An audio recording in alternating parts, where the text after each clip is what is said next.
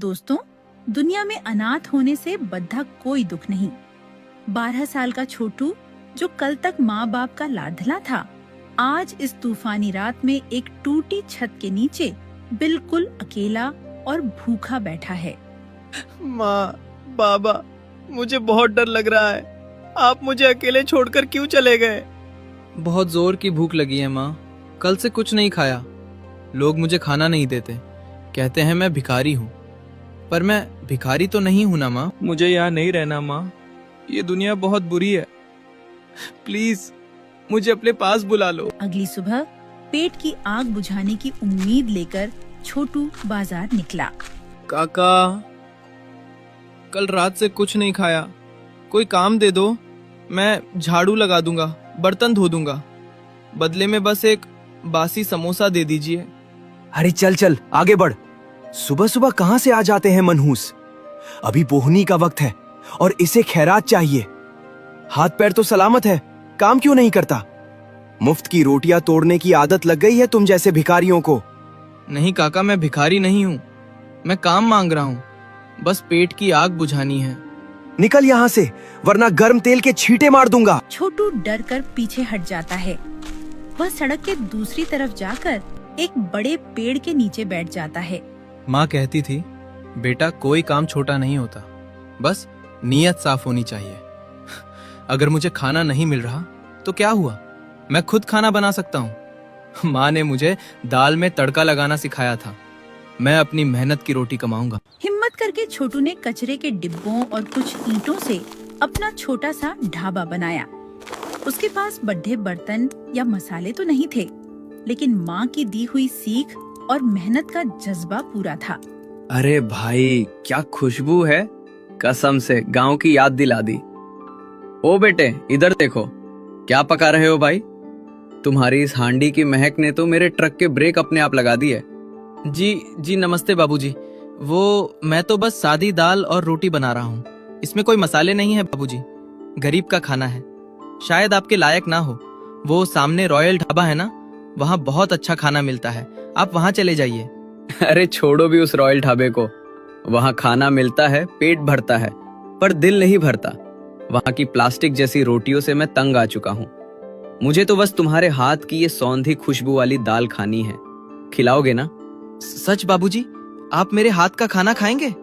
बैठिए ना बाबूजी, मैं अभी आपको एकदम गर्मा गर्म फुल्का सेक कर देता हूँ, बस 2 मिनट। राजेश मजे से खाना खाने लगता है, तभी सेठ गिरधारी वहाँ आ धमकता है। ए साला छाप, ये क्या तमाशा लगा रखा है? सेठ जी, मैं तो बस पेट पालने के लिए। पेट पालने के लिए मेरी दुकान के सामने गंदगी फैलाएगा? ये जमीन मेरे बाप की नहीं है, पर ये इलाका मेरा है। मेरे ग्राहकों को अपनी सड़ी हुई दाल खिलाकर बीमार करेगा? ए सेठ, खबरदार जो बच्चे के सामान को हाथ लगाया। गरीब है तो क्या हुआ, मेहनत कर रहा है, चोरी नहीं। और तेरा खाना मैंने खाया है, रबर जैसी रोटियां देता है तू। इस बच्चे के खाने में जो स्वाद है वो तेरे मसालों में भी नहीं। ट्रक वाले, तू अपनी औकात में रह, मुझे ज्ञान मत दे। और सुनो 2 टके के हलवाई, आज तो तुझे छोड़ रहा हूं क्योंकि तू बच्चा है, लेकिन अगर कल सुबह तू या तेरा ये ईंट पत्थर यहां दिखा तो तेरी टांगे तोड़कर तेरे हाथ में दे दूंगा, समझ गया? भाग यहां से। सेठ की धमकी और सर्दी का सितम दोनों ने छोटू को डराने की कोशिश की, लेकिन छोटू जानता था कि अगर वो आज हार गया तो कल का सूरज नहीं देख पाएगा। उफ, आज तो हाथ भी काम नहीं कर रहे। माँ, देख रही हो ना, बहुत ठंड है। पापा मुझे अपनी जैकेट में छुपा लेते थे, आज कोई नहीं है मुझे छुपाने वाला। लेकिन माँ, मैं रोऊंगा नहीं, मैं मेहनत करूंगा। देखना, एक दिन मेरा भी बड़ा होटल होगा, बस आप ऊपर से आशीर्वाद देना। चूल्हा जलता है। आग की गर्मी से छोटू के चेहरे पर थोड़ी राहत आती है। वह फिर से रोटियां बेलना शुरू करता है। उस रात ठंड और भी ज्यादा बढ़ गई थी। छोटू ने दिन भर की मेहनत के बाद अपने लिए थोड़ी सी दाल और 2 रोटियां बचाकर रखी थी। वह खाने ही बैठने वाला था कि तभी अंधेरे में उसे कुछ परछाइयां दिखाई दीं। बेटा, ओ बेटा, क्या थोड़ा पानी मिलेगा? हम लोग बहुत दूर से पैदल आ रहे हैं। गांव अभी कोसों दूर है। मेरे बच्चे को बहुत जोर की भूख लगी है। पानी नहीं काका, खाना खाइए। आप लोग बैठिए, मैं अभी देता हूँ। बेटा, भगवान तेरा भला करे, पर पतीला तो खाली हो गया। तूने अपना हिस्सा भी हमें दे दिया। अब तू क्या खाएगा बेटा? तू भी तो भूखा होगा। अरे नहीं काकी, आप चिंता मत कीजिए। मेरे पास आज की कमाई के पैसे हैं। मैं कल सुबह दुकान खुलने पर कुछ खरीद कर खा लूंगा। मेरा पेट भरा है, बस आप लोग भूखे मत सोइए। बेटा, हमारे पास तुझे देने के लिए पैसे तो नहीं हैं, पर रास्ते में हमने ये कुछ सूखी लकड़ियां जमा की थी। रात बहुत ठंडी है बेटा, इन्हें जला लेना, ये तुझे ठंड से बचाएंगी। शुक्रिया काका, मुझे इसकी बहुत जरूरत थी। उस परिवार को विदा करने के बाद छोटू आग सेकने बैठा ही था कि एक लाचार और बेहद कमजोर बूढ़े बाबा लड़खड़ाते हुए वहां आए। बेटा, क्या थोड़ा सा खाना बचा है? 2 दिन से अन्न का एक दाना नहीं खाया। भूख के मारे अब तो खड़ा भी नहीं हुआ जा रहा। बस एक रोटी मिल जाए तो जान में जान आ जाए। माफ करना बाबा, आप थोड़ी देर पहले आते तो मैं आपको खाली हाथ नहीं जाने देता। अभी एक परिवार आया था, बच्चे रो रहे थे तो मैंने बचा हुआ सारा खाना उन्हें खिला दिया। अब तो पतीले में खुरचन भी नहीं बची है बाबा। मैं बहुत शर्मिंदा हूँ। हे राम, कोई बात नहीं बेटा, तेरी गलती नहीं है। शायद मेरी किस्मत में आज भी भूखा सोना ही लिखा है। सोचा था आज पेट भर जाएगा, पर शायद ऊपर वाले को मंजूर नहीं। चलता हूँ बेटा, खुश रहो। रुको बाबा, आप ऐसे मत जाइए। ये कुछ पैसे ले जाइए। ये क्या है बेटा? ये तो तेरी मेहनत की कमाई है। तू मुझे क्यों दे रहा है? बाबा, मेरे पास खाना तो नहीं है, पर ये आज की मेरी पूरी कमाई है। सामने वाली दुकान अभी खुली होगी, आप वहां से अपने लिए भरपेट खाना खरीद लीजिए। प्लीज मना मत करना। जुग जुग जियो मेरे बच्चे, जा। मेरी दुआ है जिस हाथ ने आज अपना सब कुछ दे दिया, वो हाथ जिंदगी में कभी किसी के आगे नहीं फैलेगा। अगली सुबह सूरज तो निकला, लेकिन छोटू के लिए अंधेरा ही लाया। उसके पास न तो चूल्हा जलाने के लिए राशन था और न ही राशन खरीदने के लिए एक भी पैसा। वह खाली बर्तनों के पास उदास बैठा था। तभी राजेश का ट्रक वहां आकर रुका।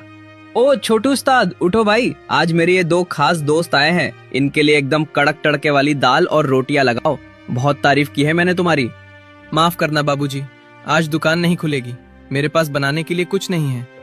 क्या? अरे राजेश, तू तो कह रहा था यहाँ बहुत बढ़िया खाना मिलता है। यहाँ तो चूल्हा भी ठंडा पड़ा है। क्या हुआ छोटू, तेरी दुकान तो अच्छी चल रही थी, फिर आज बर्तन खाली क्यों? बाबूजी, कल रात एक भूखा परिवार और एक बूढ़े बाबा आए थे। मैंने अपना सारा खाना और दिन भर की कमाई उन्हें दे दी। अब मेरे पास राशन खरीदने के लिए 1 रुपया भी नहीं है। यार, ये बच्चा तो हम सबसे अमीर निकला। अपनी खाली जेब करके दूसरों का पेट भरा। छोटू, ये भीख नहीं, एडवांस है। हम तीनों को बहुत जोरों की भूख लगी है। जा जल्दी से सामने वाली दुकान से सामान ला और खाना बना। पर बाबूजी। अरे जा भाई, अब भूखा मारेगा क्या? छोटू खुश होकर दौड़ता है और राशन लेकर आता है। थोड़ी देर बाद गर्मा गर्म खाना तैयार होता है। वाह, राजेश सही कह रहा था। भाई, ऐसा स्वाद तो घर के खाने में भी नहीं मिलता। छोटू, तू तो जादूगर है। मजा आ गया भाई। अब से हमारा ट्रक जब भी यहाँ से गुजरेगा, खाना यही खाएंगे। तूने दिल खुश कर दिया। देखा दोस्तों, यहाँ के खाने में सिर्फ मसाले नहीं, इस बच्चे की सच्चाई भी मिली है। राजेश और उसके दोस्तों के जाने के बाद उनकी बातें जंगल में आग की तरह फैल गईं।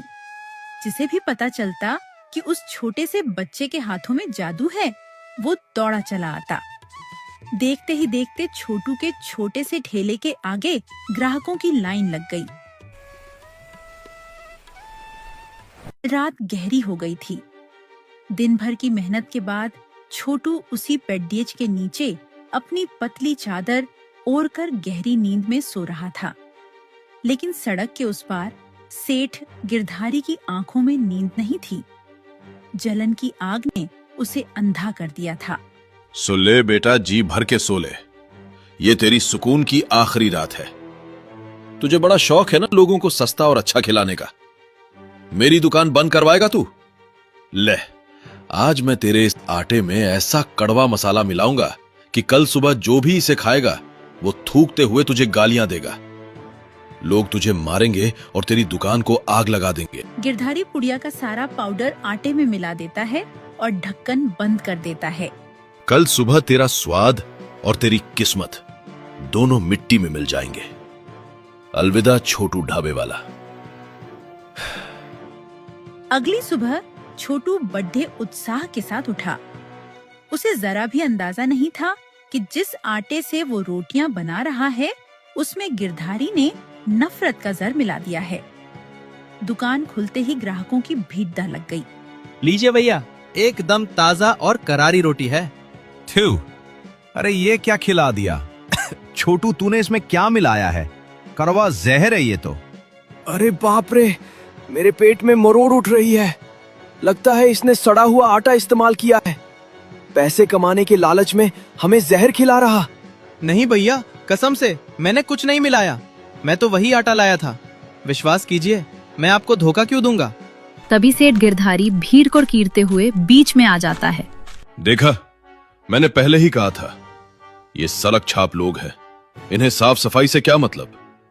ये अनाथ है, इसे क्या पता ईमानदारी क्या होती है। ये तुम सबको बीमार करके भागने की फिराक में था। मारो इसे, पकड़ो इसे। नहीं सेठ जी, ऐसा मत कहिए, मैंने कुछ नहीं किया। सेठ, गिरधारी तो अपना काला काम करके चला गया, लेकिन छोटू को इसकी भनक तक नहीं थी। रात गहरी होती गई और ठंड जानलेवा हो गई। छोटू ठंड से बुरी तरह कांपते हुए नींद से जाग गया। आज तो ठंड बर्दाश्त नहीं हो रही।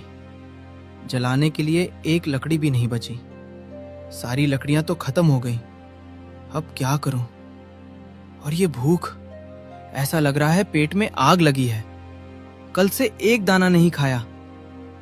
बस एक रोटी बना लेता हूं, कम से कम पेट की आग तो बुझेगी, थोड़ी गर्मी भी मिल जाएगी। रोटी का पहला टुकड़ा खाते ही अजीब कड़वा स्वाद है, पर भूख के आगे सब स्वाद फीका है। छोटू पूरी रोटी खा लेता है, लेकिन खाते ही कुछ सेकंड बाद उसे चक्कर आने लगते हैं। ये मेरे पेट में क्या हो रहा है? सब कुछ घूम क्यों रहा है? माँ, मुझे बहुत अजीब लग रहा है। माँ।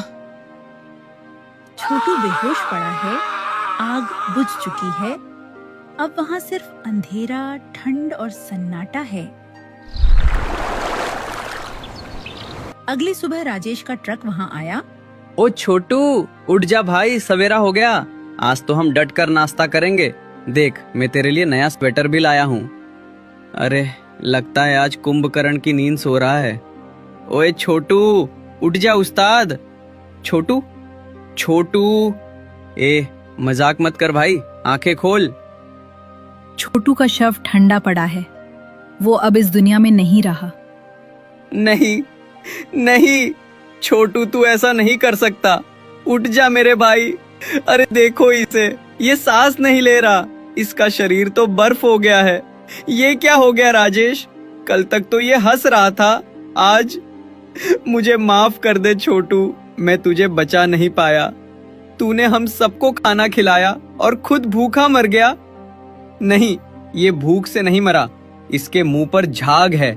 किसी ने इसे मारा है, किसी ने मेरे भाई को जहर दिया है। थोड़ी ही देर में पुलिस की जीप सायरन बजाते हुए वहाँ आ पहुँची। इंस्पेक्टर ने छोटू के पास पड़े उस आधे खाए हुए रोटी के टुकड़े और आटे के कनस्तर की जांच की। इस आटे में बहुत तेज जहर मिलाया गया है। ये ठंड से नहीं मरा, इसका कत्ल हुआ है। इस मासूम बच्चे से किसकी दुश्मनी हो सकती है? सिर्फ एक ही आदमी है साहब, जिसे छोटू से नफरत थी। वो सामने वाला सेठ गिरधारी। जब से छोटू की दुकान चलने लगी थी, वो जल भुन गया था।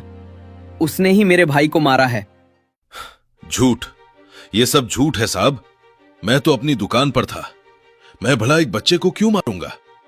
अगर तुम बेगुनाह हो तो तुम्हारे माथे पर इतना पसीना क्यों है? झूठ तुम्हारे मुंह पर हो सकता है गिरधारी, पर जमीन पर नहीं। कल रात बारिश हुई थी, कीचड़ अभी भी गीला है। यहां जूतों के निशान हैं जो इस चूल्हे से सीधे तुम्हारी दुकान की तरफ जा रहे हैं, और तुम्हारे जूतों पर वही कीचड़ और वही सफेद आटा लगा है जो उस कनस्तर में है। अब भी झूठ बोलोगे? साहब, मुझसे गलती हो गई। मैं इसे मारना नहीं चाहता था। मैं तो बस इसे बीमार करना चाहता था ताकि इसकी दुकान बंद हो जाए। मुझे माफ कर दो। बीमार करना चाहता था? तूने एक हंसते खेलते बच्चे की जान ले ली। तेरी माफी से मेरा छोटू वापस आ जाएगा क्या? माफी भगवान देगा, कानून नहीं। अब जेल में सड़ना। तुम्हें ऐसी सजा मिलेगी कि कोई भी अमीर किसी गरीब को कुचलने की हिम्मत नहीं करेगा। चलो। 6 महीने बाद का दृश्य। उसी पेड़ के नीचे अब एक पक्की और सुंदर छोटी सी दुकान है। ऊपर एक बड़ा बोर्ड लगा है, छोटू भोजनालय। यहाँ गरीबों को मुफ्त खाना मिलता है। देख रहा है ना छोटू, आज तेरी दुकान में कोई भूखा नहीं है। तेरा सपना पूरा हो गया मेरे भाई। जब तक मैं जिंदा हूँ इस चूल्हे की आग कभी नहीं बुझेगी। जान देकर हम जैसों को जीना सिखा दिया। उसका शरीर चला गया बेटा, पर उसकी रूह आज भी इसी खाने की खुशबू में बसती है। सही कहा बाबा, वो मरा नहीं है, वो हम सबके दिलों में जिंदा है। बुराई चाहे कितनी भी ताकतवर हो, अच्छाई की एक छोटी सी लौ उसे मिटाने के लिए काफी होती है। छोटू की कहानी हमें सिखाती है कि इंसान बद्धा दौलत से नहीं, दिल से होता है।